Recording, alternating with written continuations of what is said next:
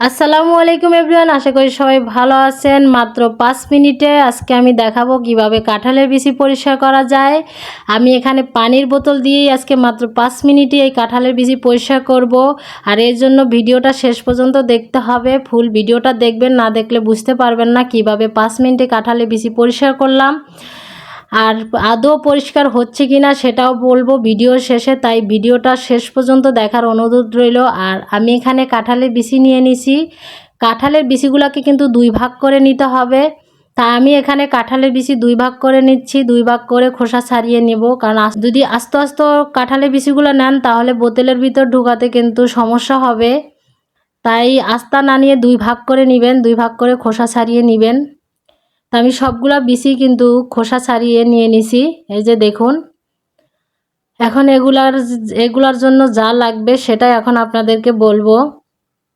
আমি এখানে কুসুম গরম পানি নিয়ে নিছি, আর নিয়ে নিছি 1 চামচ একটু বেশি লবণ। এখন লবণ পানির সাথে মিক্স করে নিব।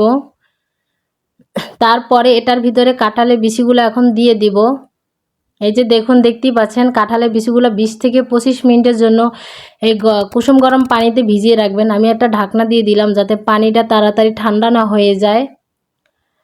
আমার কিন্তু 20 থেকে 25 মিনিট হয়ে গেছে। হাত দিয়ে ডলা দিলে স্বাভাবিক উঠে আসে, কারণ শুকনা কাঁঠালের বিচি কিন্তু নিতে হবে, ভিজা নয়। আর এর জন্য আমার লাগবে একটা পানির বোতল। যে পানির বোতলের কথা আপনাদেরকে বলেছিলাম, এই একটা পানির বোতল লাগবে এই কাঁঠালের বিচি পরিষ্কার করার জন্য। এখন আমি বিচিগুলোকে বোতলের ভিতর ভরে নেব, যতটুকু সম্ভব ভরে নেব।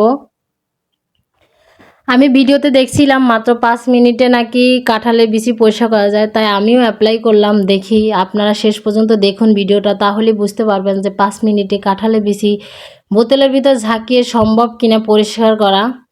আপনারা দেখি বুঝতে পারতেছেন আমি কত দ্রুত এটাকে ঝাঁকাচ্ছি।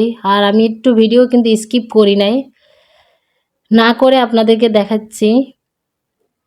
অনেক জোরে জোরে ঝাঁকাতে হবে, আপনার শরীরে যত শক্তি আছে তাই দিয়ে কিন্তু এই কাঁঠালের বিচিটাকে ঝাঁকাতে হবে। কিন্তু তাই আমি মনে করি বোতলের ভিতরে ঢুকিয়ে এরকম শক্তি অপচয় না করে শিলপাটায় ঘষেই কিন্তু আরও তাড়াতাড়ি আপনি কাঁঠালের বিচি পরিষ্কার করে নিতে পারবেন।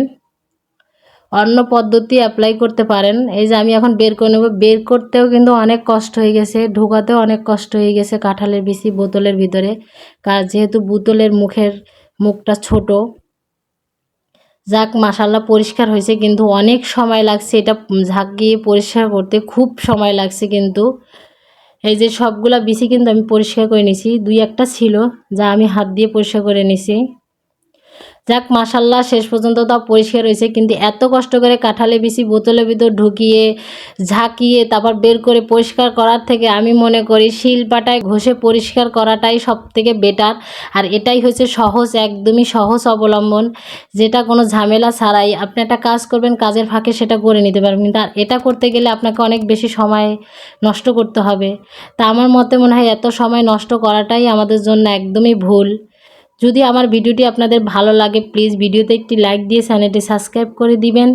আজকের ভিডিওটা এই পর্যন্তই। সবাই ভালো থাকবেন, সুস্থ থাকবেন। আল্লাহ হাফেজ।